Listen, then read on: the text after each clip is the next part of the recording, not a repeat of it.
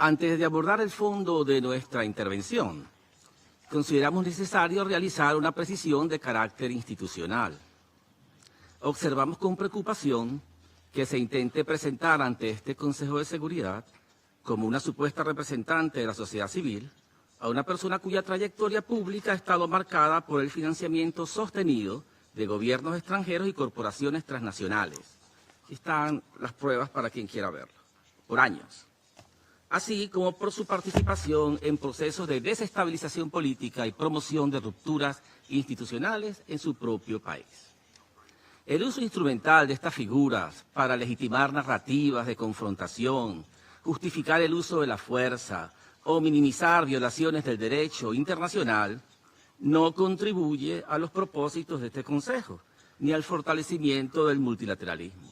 Por el contrario, erosiona la credibilidad de los debates y distorsiona la naturaleza de este órgano, llamado a preservar la paz y la seguridad internacionales. Ahora sí entro en materia. Señor presidente, el 3 de enero del 2026 constituye una fecha de profunda gravedad histórica, no solo para Venezuela, sino para el sistema internacional en su conjunto.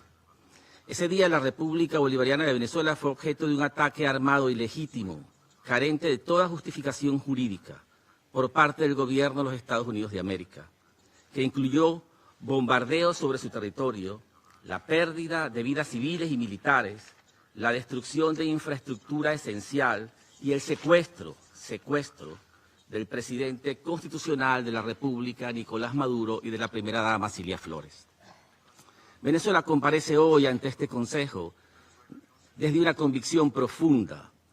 La paz internacional solo puede sostenerse si el derecho internacional es respetado, sin excepciones, sin dobles raseros y sin interpretaciones selectivas.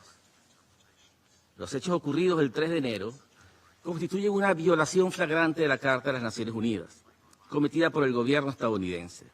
En particular, la violación del principio de igualdad soberana de los Estados, la violación de la prohibición absoluta del uso o la amenaza del uso de la fuerza contra la integridad territorial o la independencia política de cualquier Estado, consagrada en el artículo 2, numeral 4 de la Carta, y violación del deber de resolver las controversias por medios pacíficos. Asimismo, estos actos vulneran de manera grave los convenios de Ginebra y sus protocolos, al haberse producido ataques indiscriminados contra la población civil y bienes de carácter civil. Se ha violado también el derecho internacional de los derechos humanos, particularmente el derecho a la vida, a la integridad personal y a la seguridad. De especial gravedad es el secuestro del presidente de la República por parte del gobierno de los Estados Unidos de América, que constituye una transgresión directa de una norma esencial del orden jurídico internacional, cual es la inmunidad personal de los jefes de Estado en ejercicio. Esta inmunidad no es un privilegio individual, es una garantía institucional que protege la soberanía del Estado y la estabilidad del sistema internacional. Su desconocimiento no solo afecta a Venezuela, abre un precedente extremadamente peligroso para todos los estados representados en esta sala, independientemente de su tamaño, de su poder o de sus alianzas.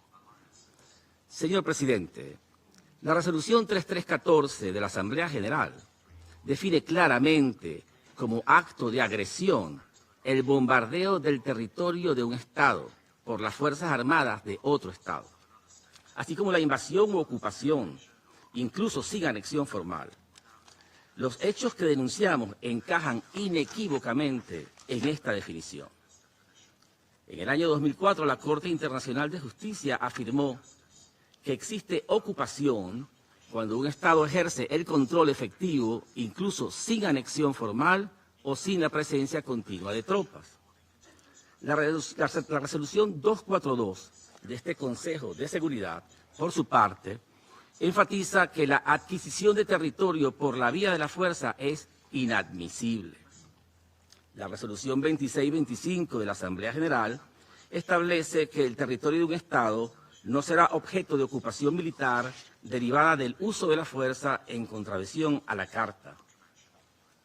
Permitir que tales actos queden sin respuesta efectiva equivale a normalizar la sustitución del derecho por la fuerza y a erosionar los fundamentos mismos del sistema de seguridad colectiva.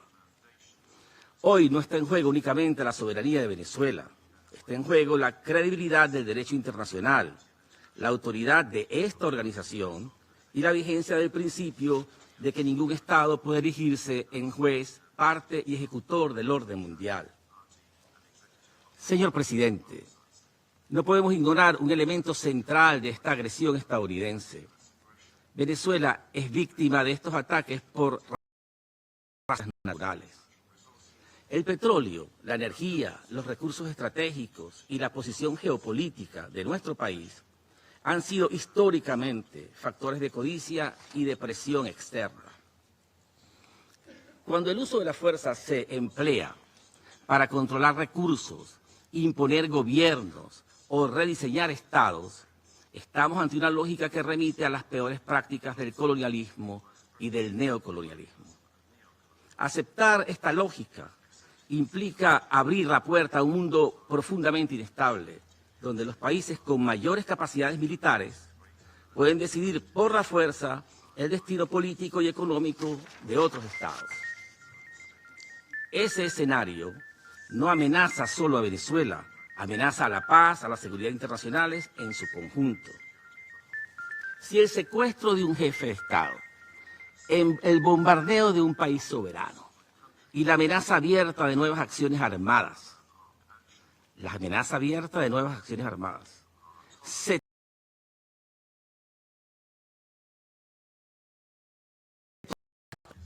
el derecho es opcional y que la fuerza es el verdadero árbitro de las relaciones internacionales.